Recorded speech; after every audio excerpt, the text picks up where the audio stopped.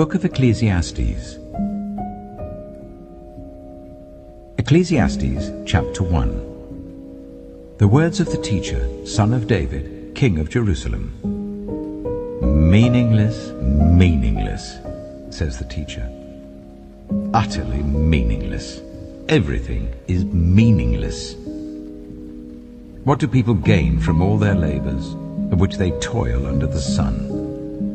Generations come and generations go, but the earth remains forever. The sun rises and the sun sets, and hurries back to where it rises. The wind blows to the south and turns to the north. Round and round it goes, ever returning on its course. All streams flow into the sea, yet the sea is never full. To the place the streams come from, there they return again. All things are wearisome, more than one can say. The eye never has enough of seeing, nor the ear its fill of hearing. What has been will be again. What has been done will be done again. There is nothing new under the sun. Is there anything of which one can say, "Look, this is something new"? It was here already long ago. It was here before our time. No one remembers the former generations, and even those yet to come will not be remembered by those who follow them. I, the teacher, was king over Israel in Jerusalem. I applied my mind to study and to explore, by wisdom, all that is done under the heavens. What a heavy burden God has laid on mankind. I have seen all the things that are done under the sun. All of them are meaningless, a chasing after the wind. What is crooked cannot be straightened. What is lacking cannot be counted. I said to myself, "Look, I have increased in wisdom more than anyone who has ruled over Jerusalem before me. I have experienced much of wisdom and knowledge." Then I applied myself to the understanding of wisdom, and also of madness and folly. But I learned that this too is a chasing after the wind. For with much wisdom comes much sorrow. The more knowledge, the more grief. Ecclesiastes chapter 2. I said to myself, "Come now, I will test you with pleasure to find out what is good." But that also proved to be meaningless. Laughter, I said, is madness. And what does pleasure accomplish? I tried cheering myself with wine and embracing folly, my mind still guiding me with wisdom. I wanted to see what was good for people to do under the heavens during the few days of their lives. I undertook great projects. I built houses for myself and planted vineyards. I made gardens and parks and planted all kinds of fruit trees in them. I made reservoirs to water groves of flourishing trees. I bought male and female slaves and had other slaves who were born in my house. I also owned more herds and flocks than anyone in Jerusalem before me. I amassed silver and gold for myself and the treasure of kings and provinces. I acquired male and female singers and a harem as well, the delights of a man's heart. I became greater by far than anyone in Jerusalem before me. In all this, my wisdom stayed with me. I denied myself nothing my eyes desired. I refused my heart no pleasure. My heart took delight in all my labor, and this was the reward for all my toil. Yet when I surveyed all that my hands had done and what I had toiled to achieve, everything was meaningless, a chasing after the wind. Nothing was gained under the sun. Then I turned my thoughts to consider wisdom, and also madness and folly. What more can the king's successor do than what has already been done? I saw that wisdom is better than folly, just as light is better than darkness. The wise have eyes in their heads, while the fool walks in the darkness. But I came to realize that the same fate overtakes them both. Then I said to myself, the fate of the fool will overtake me also. What then do I gain by being wise? I said to myself, this too is meaningless. For the wise, like the fool, will not be long remembered. The days have already come when both have been forgotten. Like the fool, the wise too must die. So I hated life, because the work that is done under the sun was grievous to me. All of it is meaningless, a chasing after the wind. I hated all the things I had toiled for under the sun, because I must leave them to the one who comes after me. And who knows whether that person will be wise or foolish? Yet they will have control over all the fruit of my toil, into which I have poured my effort and skill under the sun. This too is meaningless. So my heart began to despair over all my toilsome labor under the sun. For a person may labor with wisdom, knowledge, and skill, and then they must leave all they own to another who has not toiled for it. This too is meaningless and a great misfortune. What do people get for all the toil and anxious striving with which they labor under the sun? All their days their work is grief and pain. Even at night their minds do not rest. This too is meaningless. A person can do nothing better than to eat and drink and find satisfaction in their own toil. This too, I see, is from the hand of God, for without him who can eat or find enjoyment? To the person who pleases him, God gives wisdom, knowledge, and happiness, but to the sinner, he gives the task of gathering and storing up wealth to hand it over to the one who pleases God. This too is meaningless, a chasing after the wind. Ecclesiastes chapter 3. There is a time for everything, and a season for every activity under the heavens. A time to be born and a time to die. A time to plant and a time to uproot.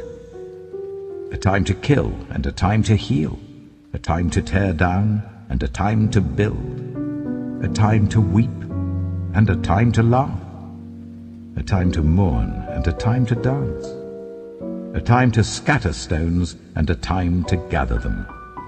A time to embrace and a time to refrain from embracing. A time to search and a time to give up. A time to keep and a time to throw away. A time to tear and a time to mend. A time to be silent and a time to speak. A time to love and a time to hate. A time for war and a time for peace. What do workers gain from their toil? I have seen the burden God has laid on the human race. He has made everything beautiful in its time. He has also set eternity in the human heart, yet no one can fathom what God has done from beginning to end. I know that there is nothing better for people than to be happy and to do good while they live, that each of them may eat and drink and find satisfaction in all their toil. This is the gift of God. I know that everything God does will endure forever. Nothing can be added to it and nothing taken from it. God does it so that people will fear him. Whatever is has already been, and whatever will be has been before, and God will call the past to account. And I saw something else under the sun. In the place of judgment, wickedness was there. In the place of justice, wickedness was there.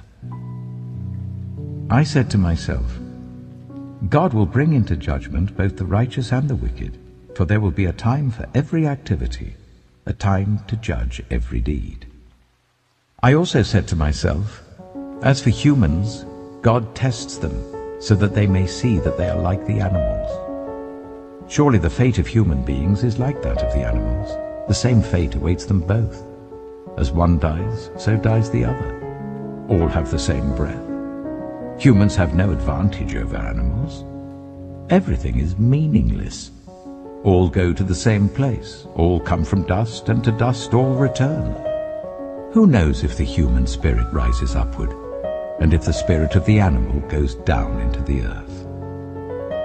So I saw that there is nothing better for a person than to enjoy their work, because that is their lot. For who can bring them to see what will happen after them? Ecclesiastes chapter 4. Again I looked, and saw all the oppression that was taking place under the sun. I saw the tears of the oppressed, and they had no comforter. Power was on the side of their oppressors, and they have no comforter. And I declared that the dead, who had already died, are happier than the living who are still alive. But better than both is the one who has never been born, who has not seen the evil that is done under the sun. And I saw that all toil and achievement spring from one person's envy of another. This too is meaningless, a chasing after the wind. Fools fold their hands and ruin themselves. Better one handful with tranquility than two handfuls with toil and chasing after the wind. Again I saw something meaningless under the sun. There was a man all alone. He had neither son nor brother. There was no end to his toil. Yet his eyes were not content with his wealth. For whom am I toiling, he asked, and why am I depriving myself of enjoyment? This too is meaningless, a miserable business. Two are better than one, because they have a good return for their labor. If either of them falls down, one can help the other up. But pity anyone who falls and has no one to help them up. Also, if two lie down together, they will keep warm. But how can one keep warm alone? Though one may be overpowered, two can defend themselves. A cord of 3 strands is not quickly broken. Better a poor but wise youth than an old but foolish king, who no longer knows how to heed a warning. The youth may have come from prison to the kingship, or he may have been born in poverty within his kingdom. I saw that all who lived and walked under the sun followed the youth, the king's successor. There was no end to all the people who were before them, but those who came later were not pleased with the successor. This too is meaningless, a chasing after the wind. Ecclesiastes chapter 5. Guard your steps when you go to the house of God. Go near to listen, rather than to offer the sacrifice of fools, who do not know that they do wrong. Do not be quick with your mouth. Do not be hasty in your heart to utter anything before God. God is in heaven, and you are on earth, so let your words be few. A dream comes when there are many cares, and many words mark the speech of a fool. When you make a vow to God, do not delay to fulfill it. He has no pleasure in fools. Fulfill your vow. It is better not to make a vow than to make one and not fulfill it. Do not let your mouth lead you into sin, and do not protest to the temple messenger, "My vow was a mistake." Why should God be angry at what you say and destroy the work of your hands? Much dreaming and many words are meaningless. Therefore, fear God. If you see the poor oppressed in a district, and justice and rights denied, do not be surprised at such things. For one official is eyed by a higher one, and over them both are others higher still. The increase from the land is taken by all.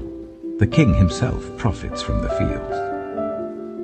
Whoever loves money never has enough. Whoever loves wealth is never satisfied with their income. This too is meaningless.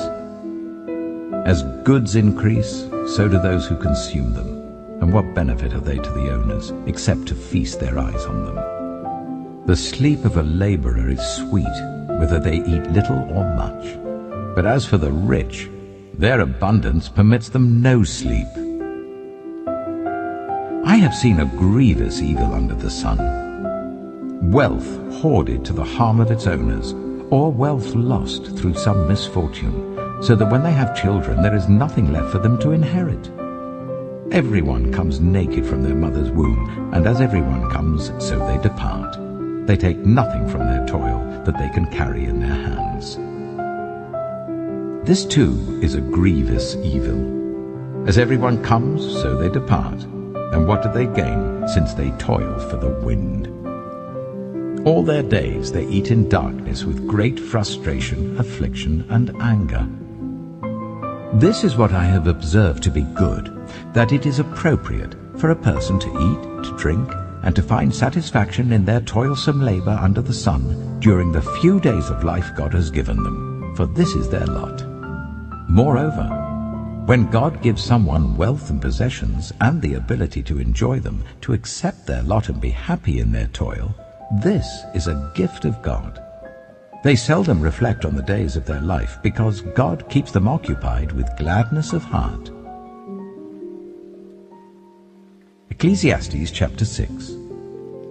I have seen another evil under the sun, and it weighs heavily on mankind. God gives some people wealth, possessions, and honor, so that they lack nothing their hearts desire. But God does not grant them the ability to enjoy them, and strangers enjoy them instead. This is meaningless, a grievous evil. A man may have 100 children and live many years, yet no matter how long he lives, if he cannot enjoy his prosperity and does not receive proper burial, I say that a stillborn child is better off than he. It comes without meaning, it departs in darkness, and in darkness its name is shrouded. Though it never saw the sun or knew anything, it has more rest than does that man, even if he lives 1,000 years twice over, but fails to enjoy his prosperity. Do not all go to the same place. Everyone's toil is for their mouth, and yet their appetite is never satisfied. What advantage have the wise over fools? What do the poor gain by knowing how to conduct themselves before others? Better what the eye sees than the roving of the appetite. This too is meaningless, a chasing after the wind. Whatever exists has already been named, and what humanity is has been known. No one can contend with someone who is stronger. The more the words, the less the meaning.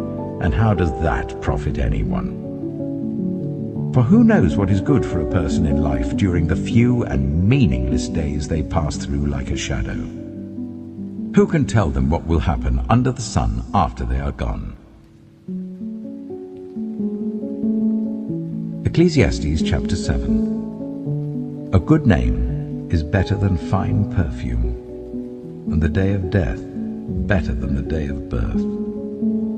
It is better to go to a house of mourning than to go to a house of feasting, for death is the destiny of everyone. The living should take this to heart. Frustration is better than laughter, because a sad face is good for the heart. The heart of the wise is in the house of mourning, but the heart of fools is in the house of pleasure. It is better to heed the rebuke of a wise person than to listen to the song of fools. Like the crackling of thorns under the pot, so is the laughter of fools. This too is meaningless. Extortion turns a wise person into a fool, and a bribe corrupts the heart. The end of a matter is better than its beginning, and patience is better than pride. Do not be quickly provoked in your spirit, for anger resides in the lap of fools. Do not say, "Why were the old days better than these?" For it's not wise to ask such questions. Wisdom, like an inheritance, is a good thing and benefits those who see the sun. Wisdom is a shelter, as money is a shelter, but the advantage of knowledge is this: wisdom preserves those who have it. Consider what God has done. Who can straighten what he has made crooked? When times are good, be happy. But when times are bad, consider this: God has made the one as well as the other. Therefore no one can discover anything about their future. In this meaningless life of mine, I have seen both of these, the righteous perishing in their righteousness and the wicked living long in their wickedness. Do not be over-righteous, neither be over-wise. Why destroy yourself? Do not be over-wicked, and do not be a fool. Why die before your time? It is good to grasp the one and not let go of the other. Whoever fears God will avoid all extremes. Wisdom makes one wise person more powerful than 10 rulers in a city. Indeed, there is no one on earth who is righteous, no one who does what is right and never sins. Do not pay attention to every word people say, or you may hear your servant cursing you. For you know in your heart that many times you yourself have cursed others. All this I tested by wisdom, and I said, I am determined to be wise, but this was beyond me. Whatever exists is far off and most profound. Who can discover it? So I turned my mind to understand, to investigate, and to search out wisdom and the scheme of things, and to understand the stupidity of wickedness and the madness of folly. I find more bitter than death the woman who is a snare, whose heart is a trap and whose hands are chains. The man who pleases God will escape her, but the sinner she will ensnare. Look, says the teacher, this is what I have discovered. Adding one thing to another to discover the scheme of things, while I was still searching but not finding, I found one upright man among 1,000, but not one upright woman among them all. This only have I found. God created mankind upright, but they have gone in search of many schemes. Ecclesiastes chapter 8.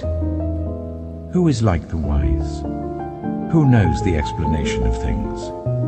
A person's wisdom brightens their face and changes its hard appearance. Obey the king's command, I say, because you took an oath before God. Do not be in a hurry to leave the king's presence. Do not stand up for a bad cause, for he will do whatever he pleases. Since a king's word is supreme, who can say to him, what are you doing? Whoever obeys his command will come to no harm, and the wise heart will know the proper time and procedure. For there is a proper time and procedure for every matter, though a person may be weighed down by misery. Since no one knows the future, who can tell someone else what is to come? As no one has power over the wind to contain it, so no one has power over the time of their death. As no one is discharged in time of war, so wickedness will not release those who practice it. All this I saw as I applied my mind to everything done under the sun. There is a time when a man lords it over others to his own hurt. Then too I saw the wicked buried, those who used to come and go from the holy place and receive praise in the city where they did this.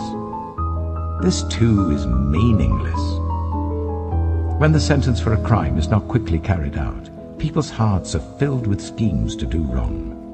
Although a wicked person who commits 100 crimes may live a long time, I know that it will go better with those who fear God, who are reverent before him. Yet because the wicked do not fear God, it will not go well with them, and their days will not lengthen like a shadow. There is something else meaningless that occurs on earth. The righteous who get what the wicked deserve, and the wicked who get what the righteous deserve. This too, I say, is meaningless. So I commend the enjoyment of life, because there's nothing better for a person under the sun than to eat and drink and be glad. Then joy will accompany them in their toil all the days of the life God has given them under the sun. When I applied my mind to know wisdom, and to observe the labor that is done on earth, people getting no sleep day or night, then I saw all that God has done. No one can comprehend what goes on under the sun. Despite all their efforts to search it out, no one can discover its meaning. Even if the wise claim they know, they cannot really comprehend it. Ecclesiastes chapter 9. So I reflected on all this, and concluded that the righteous and the wise and what they do are in God's hands. But no one knows whether love or hate awaits them. All share a common destiny, the righteous and the wicked, the good and the bad, the clean and the unclean, those who offer sacrifices and those who do not. As it is with the good, so with the sinful. As it is with those who take oaths, so with those who are afraid to take them. This is the evil in everything that happens under the sun. The same destiny overtakes all. The hearts of people, moreover, are full of evil, and there is madness in their hearts while they live, and afterwards they join the dead. Anyone who is among the living has hope. Even a live dog is better off than a dead lion. For the living know that they will die, but the dead know nothing. They have no further reward, and even their name is forgotten. Their love, their hate, and their jealousy have long since vanished. Never again will they have a part in anything that happens under the sun. Go, eat your food with gladness, and drink your wine with a joyful heart, for God has already approved what you do. Always be clothed in white, and always anoint your head with oil. Enjoy life with your wife whom you love, all the days of this meaningless life that God has given you under the sun, all your meaningless days. For this is your lot in life, and in your toilsome labor under the sun. Whatever your hand finds to do, do it with all your might, for in the realm of the dead, where you're going, there is neither working, nor planning, nor knowledge, nor wisdom. I have seen something else under the sun. The race is not to the swift, or the battle to the strong. Nor does food come to the wise, or wealth to the brilliant, or favor to the learned. But time and chance happen to them all. Moreover, no one knows when their hour will come. As fish are caught in a cruel net, or birds are taken in a snare, so people are trapped by evil times that fall unexpectedly upon them. I also saw under the sun this example of wisdom that greatly impressed me. There was once a small city with only a few people in it, and a powerful king came against it, surrounded it, and built huge siege works against it. Now there lived in that city a man, poor but wise, and he saved the city by his wisdom. But nobody remembered that poor man. So I said, wisdom is better than strength. But the poor man's wisdom is despised, and his words are no longer heeded. The quiet words of the wise are more to be heeded than the shouts of a ruler of fools. Wisdom is better than weapons of war, but one sinner destroys much good. Ecclesiastes chapter 10. As dead flies give perfume a bad smell, so a little folly outweighs wisdom and honor. The heart of the wise inclines to the right, but the heart of the fool to the left. Even as fools walk along the road, they lack sense and show everyone how stupid they are. If a ruler's anger rises against you, do not leave your post. Calmness can lay great offenses to rest. There is an evil I have seen under the sun, the sort of error that arises from a ruler. Fools are put in many high positions, while the rich occupy the low ones. I have seen slaves on horseback, while princes go on foot like slaves. Whoever digs a pit may fall into it. Whoever breaks through a wall may be bitten by a snake. Whoever quarries stones may be injured by them. Whoever splits logs may be endangered by them. If the axe is dull and its edge unsharpened, more strength is needed, but skill will bring success. If a snake bites before it is charmed, the charmer receives no fee. Words from the mouth of the wise are gracious, but fools are consumed by their own lips. At the beginning their words are folly, at the end they are wicked madness, and fools multiply words. No one knows what is coming. Who can tell someone else what will happen after them? The toil of fools wearies them. They do not know the way to town.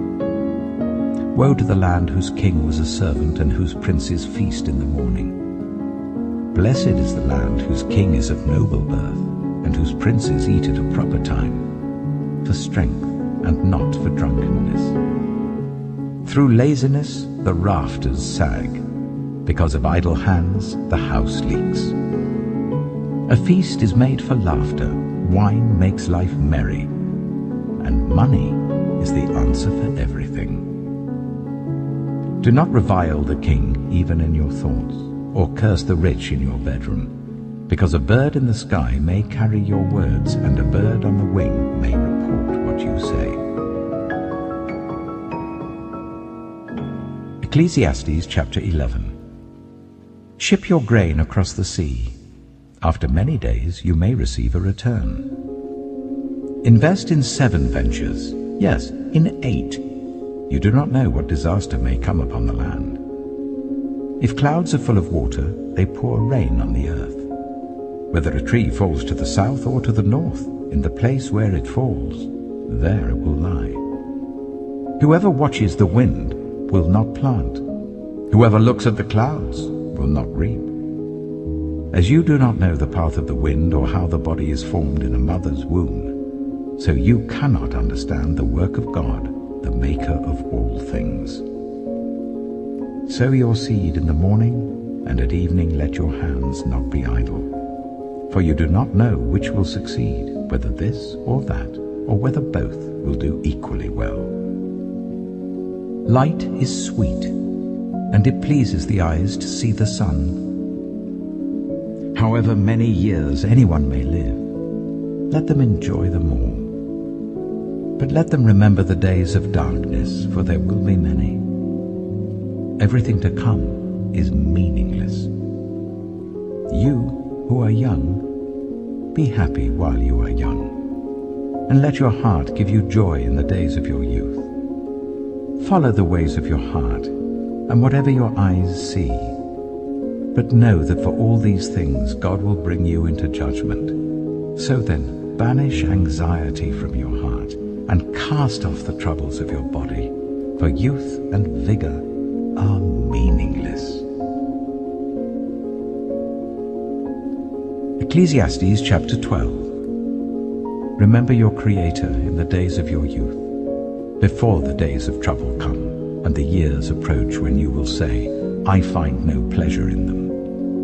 Before the sun and the light and the moon and the stars grow dark, and the clouds return after the rain, when the keepers of the house tremble and the strong men stoop, when the grinders cease because they are few, and those looking through the windows grow dim, when the doors to the street are closed and the sound of grinding fades, when people rise up at the sound of birds, but all their songs grow faint, when people are afraid of heights and of dangers in the streets, when the almond tree blossoms and the grasshopper drags itself along and desire no longer is stirred.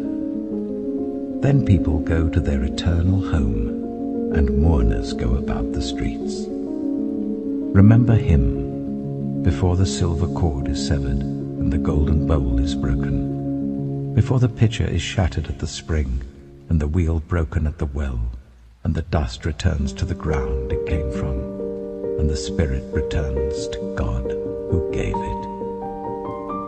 Meaningless, meaningless, says the teacher. Everything is meaningless. Not only was the teacher wise, but also he imparted knowledge to the people. He pondered and searched out and set in order many proverbs. The teacher searched to find just the right words, and what he wrote was upright and true. The words of the wise are like goads, their collected sayings like firmly embedded nails given by one shepherd. Be warned, my son, of anything in addition to them. Of making many books there is no end, and much study wearies the body. Now all has been heard. Here is the conclusion of the matter. Fear God and keep his commandments, for this is the duty of all mankind. For God will bring every deed into judgment, including every hidden thing, whether it is good